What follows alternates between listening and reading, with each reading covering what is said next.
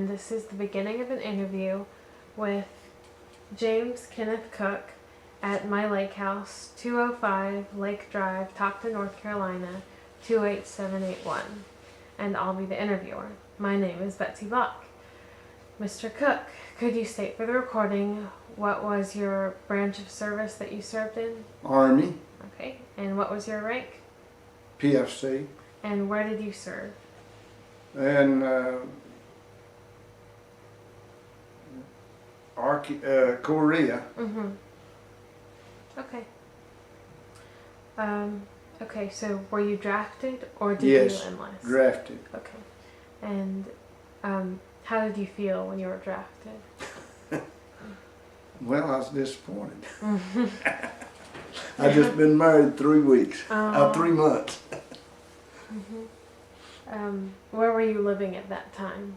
Nantahala. How did your wife feel about that? Well, she didn't like it. How did your family and friends feel? Well, I really couldn't answer that. You know. And how did you prepare to leave?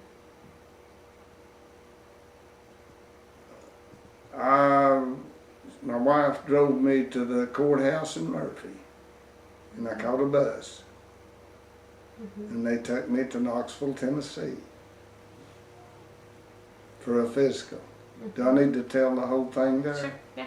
And then the next day I passed the physical.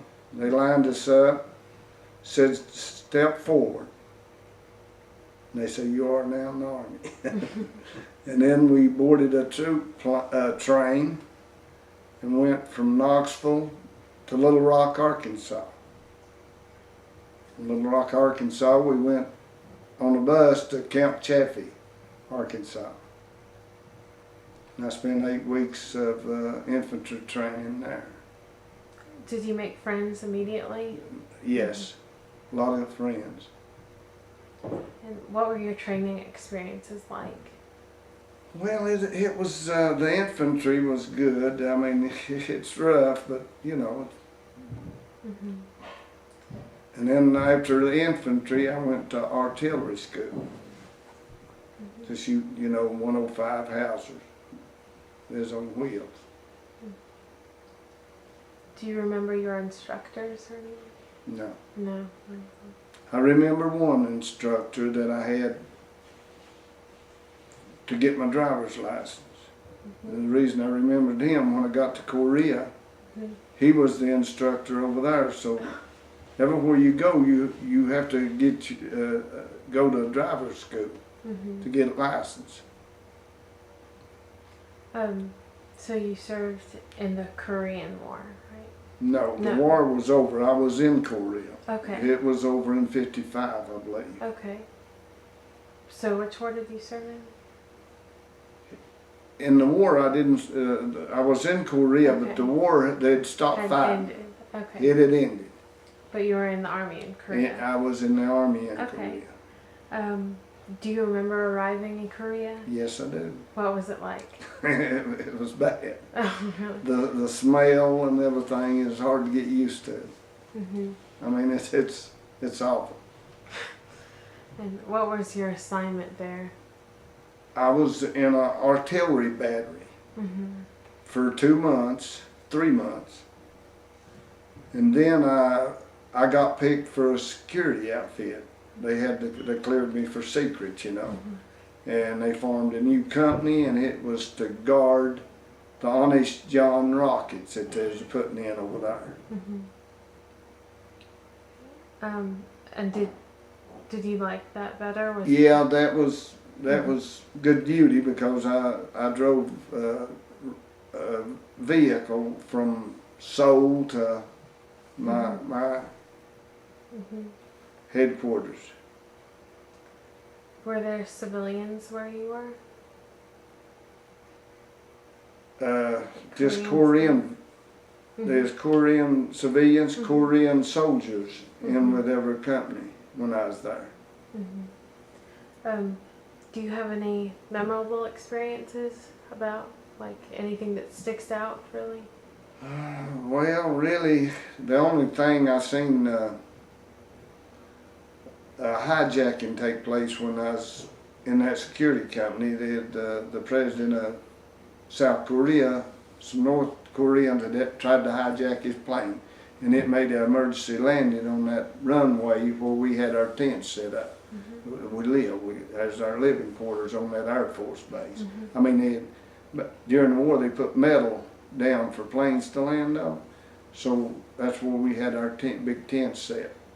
It was a security company, and we seen them bring the plane down, and you know, they didn't get away with it. That's all I seen. It's really action. It was I was right close to it. Were you awarded any medals or citations? No. Were you ever injured? No.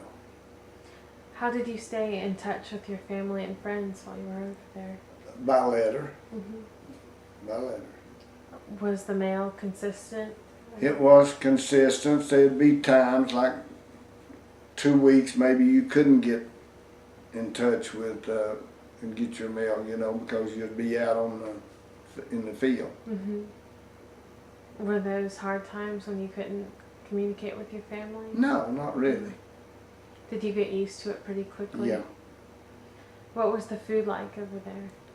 Well, the food was just like it was in the States. It was, you know, you had the kitchen, a KP kitchen, and good cooks. Did you always have plenty of supplies? Yeah, always plenty of supplies. Did you ever feel any pressure or stress while you were over No. there? Was there anything you did for good luck? Not really.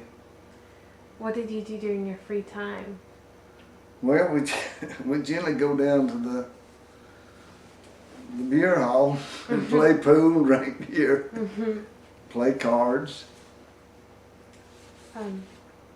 Did you ever have any entertainers over there? Yes. Who? Bob Holt and his gang at the Bayonet Bowl.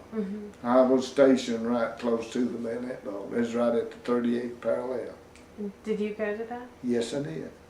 What was that like? It was real good. It was always on Christmas, you know. What was Christmas like besides? Well, it was, you know, good. They had a Christmas dinner just like they would in the States for the soldiers, and you know. Did you ever go anywhere when you were on leave at all? Yes, I did. Where did you go? Japan.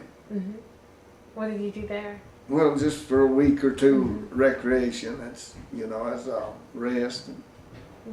Just, I don't know. And then they had a place in Seoul that they'd let you could go and stay for like 3 days, every 3 or 4 months, and relax, you know.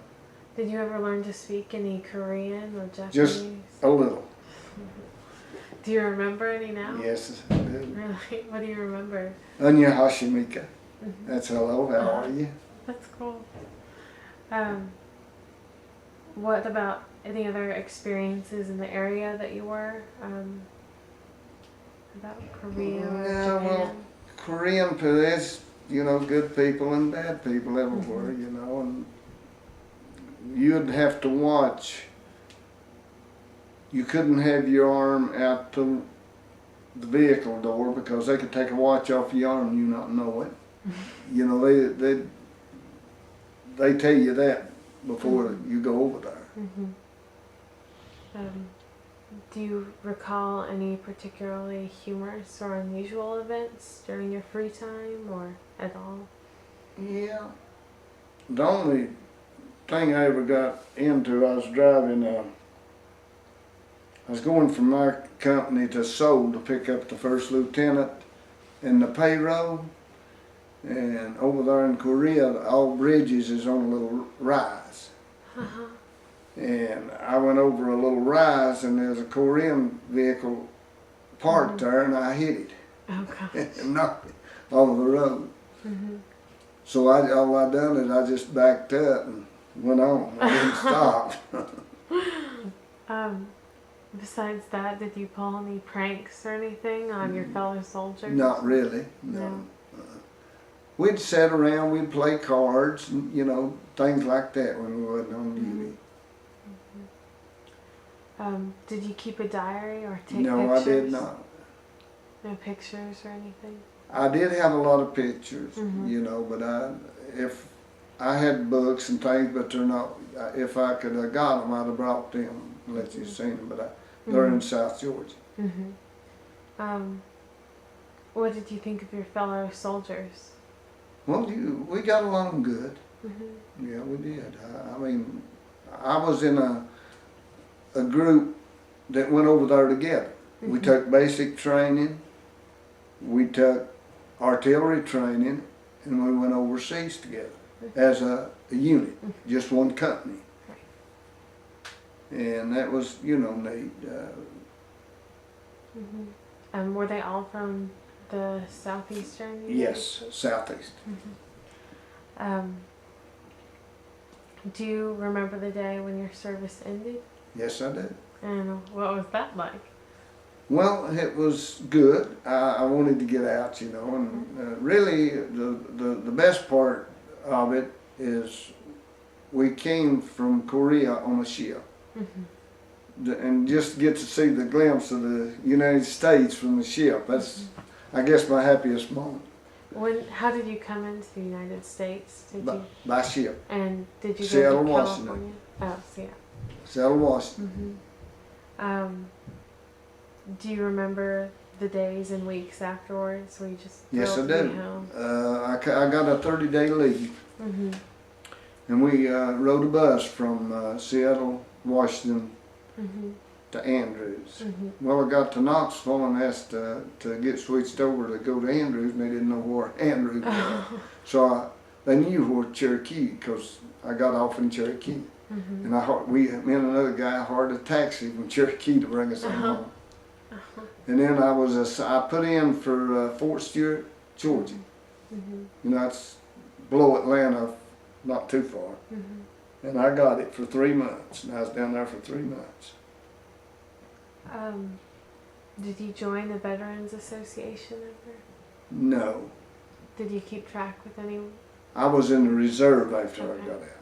Okay. For so many years. And then when that, you know, I got out of that, I was out of it. What did you go into after you were in the reserves? I was in a hosiery mill. Okay. And how do you think your military experience influenced? Well, it really influenced me. I was really, after I served the country, I was really proud of it. I wouldn't take nothing for the experience I had. What about your career? Do you think it helped you? Well, it helped educationally. It helped me. Do you think it influenced the way you felt about war at all? I don't think so. Do you ever attend any reunions or anything like No. that anymore? Is there anything else you'd like to add at all? Not really. Okay. Any stories you'd like to tell?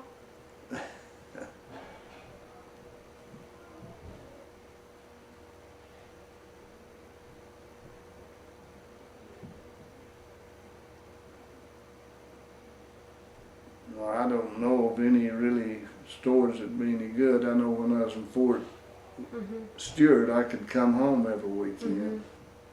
And, you know, other than that, I was glad to get out. You know, I was glad I served, you know, for 2 years.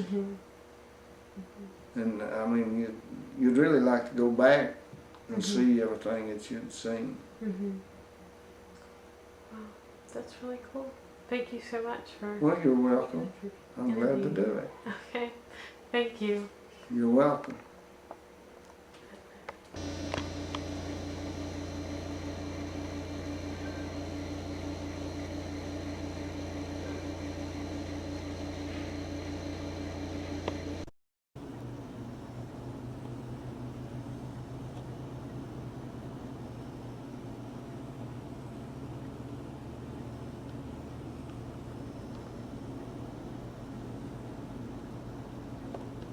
name, it doesn't matter. I have it all down in my personal planner. Go ahead. No, first, let's talk about, old times. We haven't seen each other in so very long. What do you remember about 8th grade? I remember writing songs. I remember having to teach you everything in 8th grade math because you weren't listening because you were writing songs. I remember calling our calculators our brains. I remember how you guys were always my good friends in our math class, even though I was younger than everyone else. But, yes. Well, we emailed you. Betsy and I both emailed you many times, 10th and 11th grade, but you never emailed back. How funny.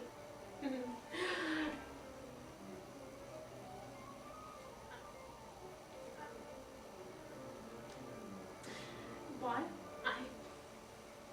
I've been busy. Schoolwork, you know. I went to Yale when I was a junior in high school. Graduated 2.5 years later. Yes.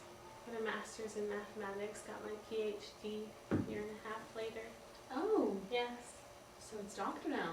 Yes.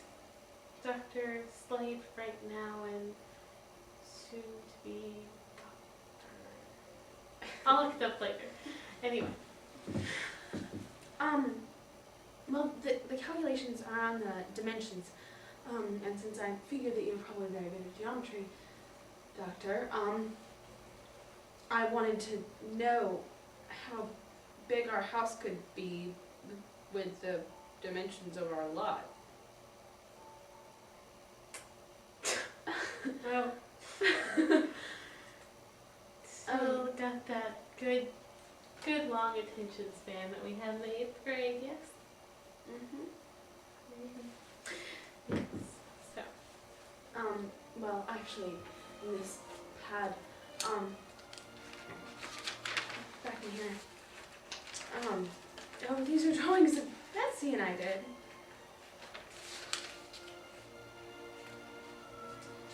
To John Hancock, thank you for the salted fish. Oh, oh my gosh, I'd forgotten about that so long ago. In American Studies, we both took AP with Mr. Stewart. You got into AP. Fascinating. People change so much in such little time.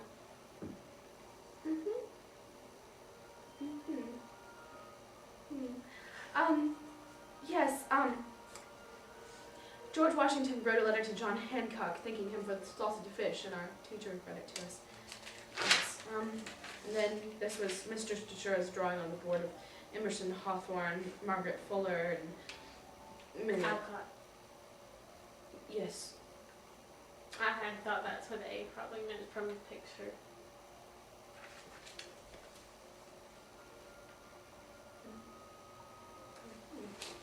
Well, and then this is Mary Lee.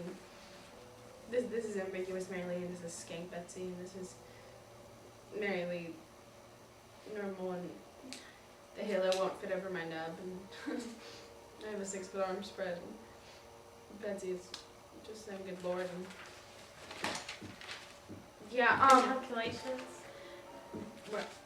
right, well, our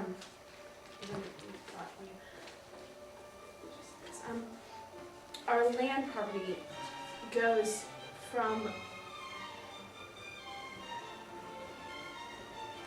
I'm sorry, Mary. I have to go. It was so nice seeing you. Really great. I'm sorry. I'll have to talk to you later. Goodbye. That was good.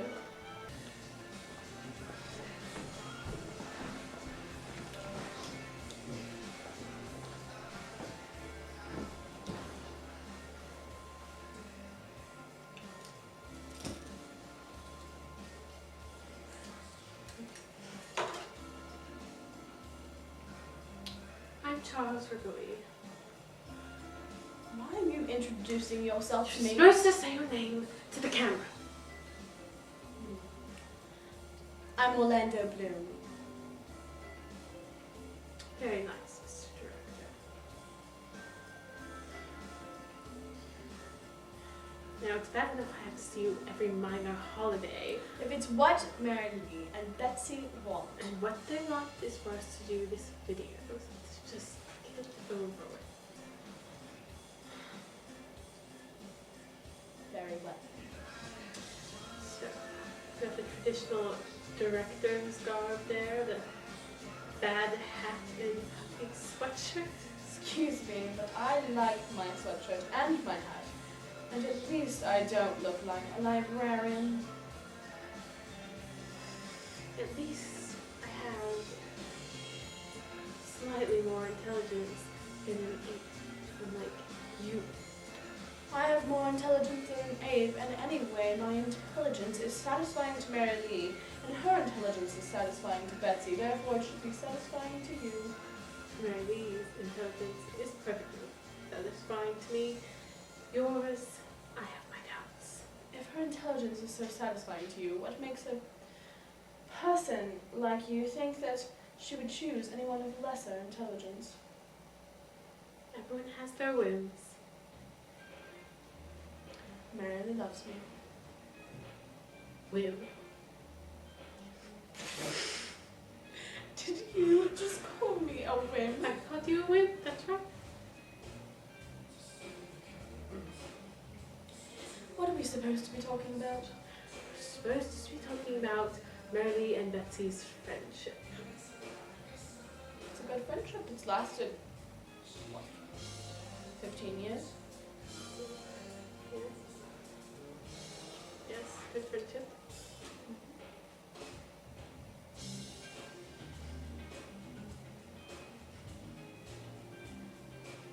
Yeah. Now, how old are they now? 26? Yes. Mine's 15. Fine, 10 years. 11, 12, 13. It's a little confusing for you, just a bit. It's almost 15. Can you not estimate? If you're doing simple arithmetic, what need is there to estimate?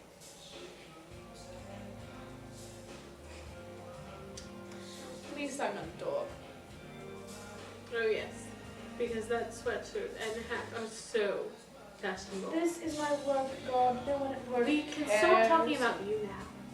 We're supposed to be talking about Riley and Betsy. Fine, fine, fine. Riley's wonderful. So is Betsy. I greatly enjoy both of their company. Though I must say I enjoy Mary's more, but that's for reasons that I'm sure you wouldn't understand. Well, actually, I think the reason is quite simple. You're married to her, are you not? Need there be any more reason than that? Fine. Whatever. Have your simplicity. Yes, they're both quite charming.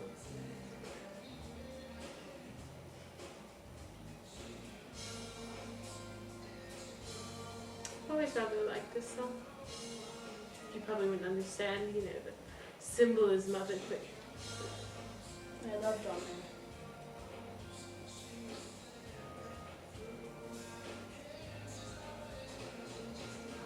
we might get along better than I thought.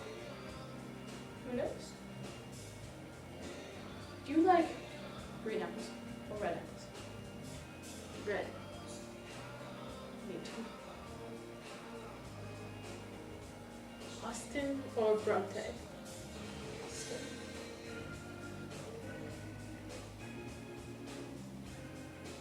Lord of the Rings? Or Lion, the Witch, and the Wardrobe? Lord of the Rings. That was just a stupid question. Anyway, Mary Lee and Betsy. They've been friends for 13 years. They are blonde. They like each other. They are blonde. Betsy's rather blonde. I think you need this more than I know. She may have darker blonde hair, but at least it's got some blonde in it. It does! I am positive of it. I've seen it before.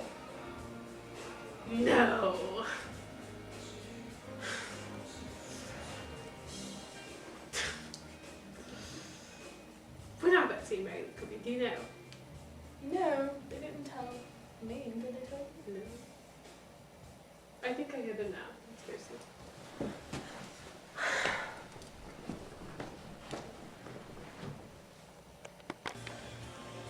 Betty, darling, it's great to see you. Oh, no. We're supposed to talk about Mary and I. So, and I understand you and Charles are getting on better. Yes, we discovered that we both enjoy John Mayer. It's good. It's good. Because you've both been acting like you're 7. It's ridiculous. Anyway. When did you meet Mary? When I was 29. She was 19. Yeah. Stranger things have happened. Anyway. Where did you meet her? I think she was stage managing for my first. On stage production? Yes.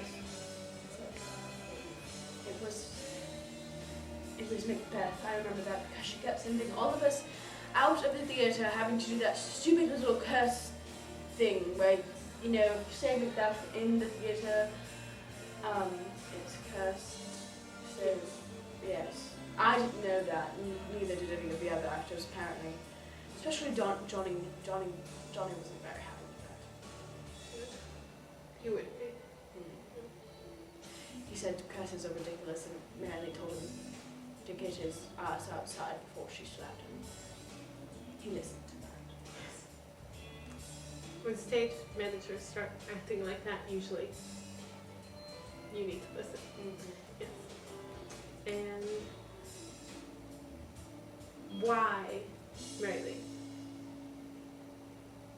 Because she's fun. I just fell for her, I guess. Politically correct? Not really saying anything while saying everything? That's what I was going for. Okay. Anyway. So, anything else you want to say about Mary Lee? She was adorable the first time I saw her. She was standing there wearing this little pink dress shirt and jeans, and she had her hair in pigtail braids, and she looked very flustered about something. Oh, that's right, I had lost my costume. She was pretty young. A stage manager losing your costume is never a good thing.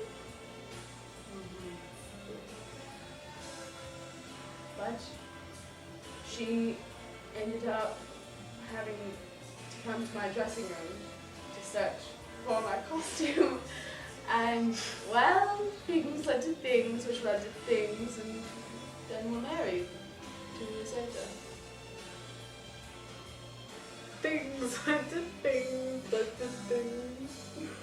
Oh dear, Mr. Blue, I think that's deserving of one of my poems. Oh, she makes me giddy.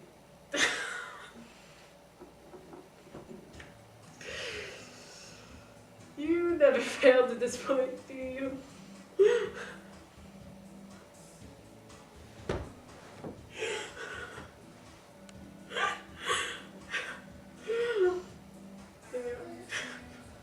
Yes.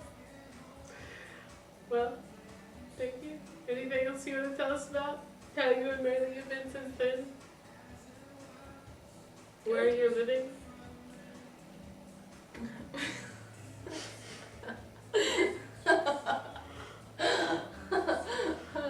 Somehow I just figured out the ends to a joke.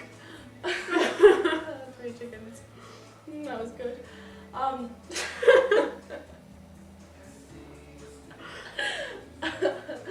We're living in a chateau in the south of France, in Provence.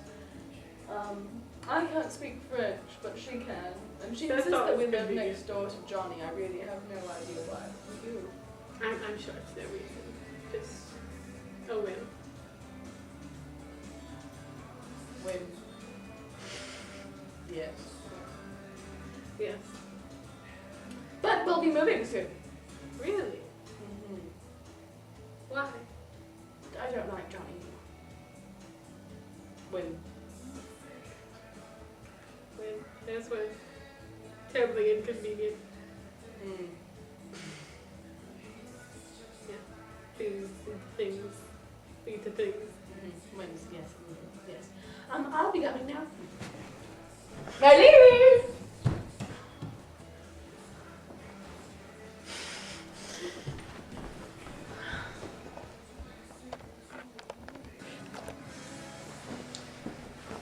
Charles, how good to see you. Good to see you too, Riley.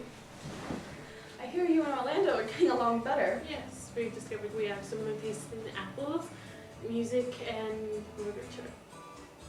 Well, that's good. Yes. What are we supposed to talk about? Betsy and Mary Lee. I mean, me.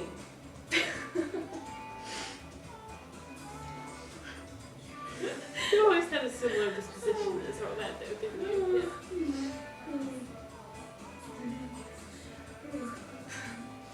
Three chickens. So. That was a funny one, Betsy told you.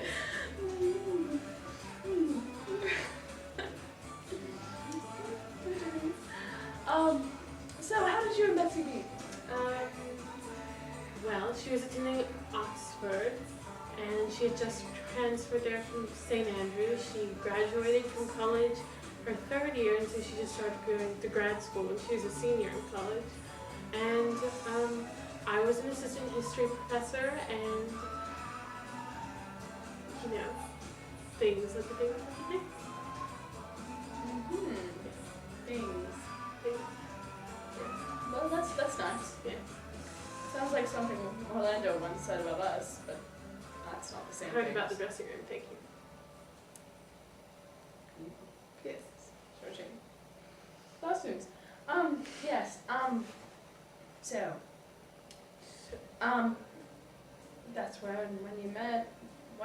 How was your relationship then since then?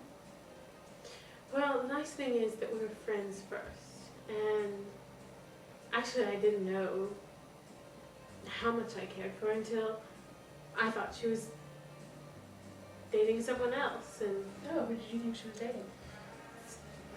like, what was his name? It was like Fred Chapelmound or something like that. Fred Chapelmound, that was his name. Fred Chapelmound. Yes.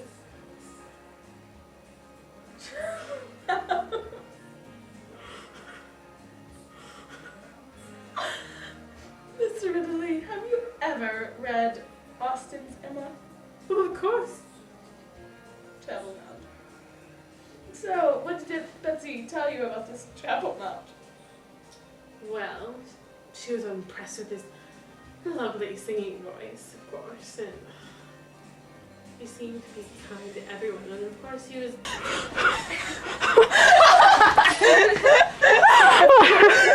Notice the wine. They don't want us to know what goes on in.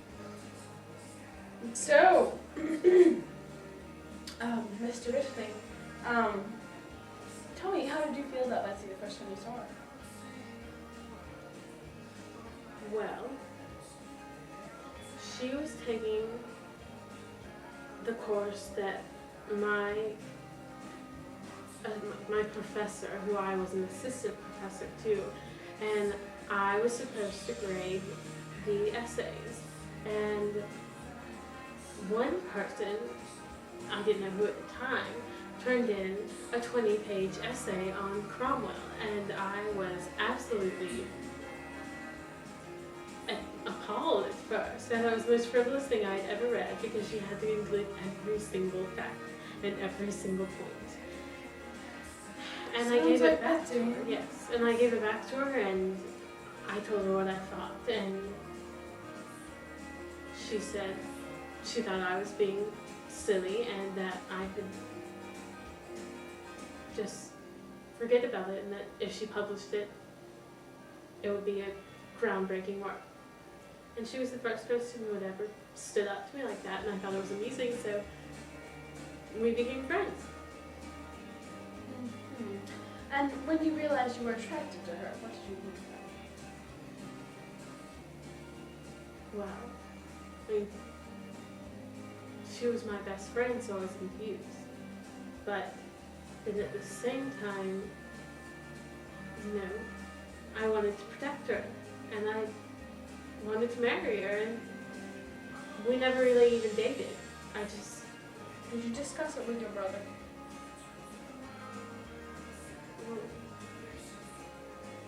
when I was in London, yes.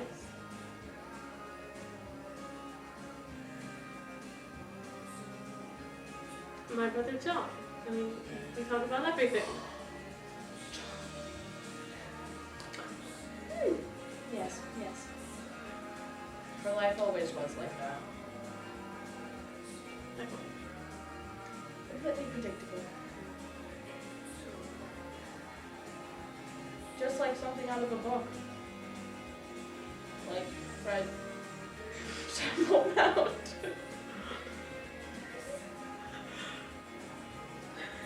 Oh. What book? You wouldn't have read it. Something I've read. It's a science fiction novel work. It's about aliens. Betsy and our life is about, it's like aliens. No, it's just something that's happened with chickens.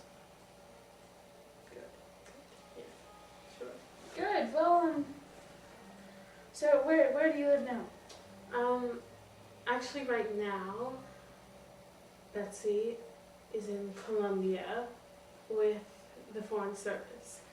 But soon we're going to move to New York, where she'll be representing the United States and the United Nations. And of course, soon after that, we're hoping that she will get the position of Secretary of State. So, Good. Good. And what about you? well, I never liked being a professor. I always wanted to write. And so, my work goes where she goes. And it's sort of nice because wherever she goes, I can research that history and that area's history and write about that. And it's really fascinating. Interesting. You'll have to come visit us in France. Yes, I've written several novels about France already. I'll have to read them and show them to Orlando. He doesn't like Who to does read. not strain him? I'm busy, you know, with work. What is he directing now? It's his newest movie. Yes, something about, what's it called? It's a book. It's a book. With elves and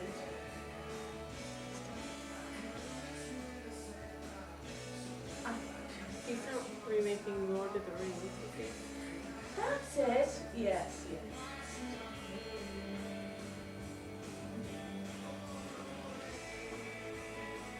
I wonder where he got that. He's so original. It really wasn't his idea. He was told to do it. Johnny. Wanted to be Gandalf. One of those limbs. With things like things. Happens that way. Betsy had a win once.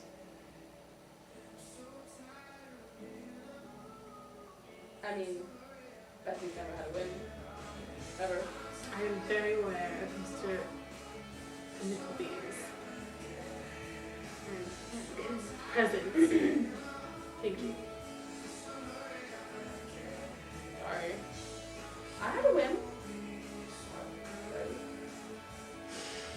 And I'm also very aware of their presence as I ran in into one earlier as he was trying to run out of this house with a vase. He had red hair. Good choice. Good choice. Very well done. How are you being sarcastic? How can you accuse me of that? Because you married Betsy.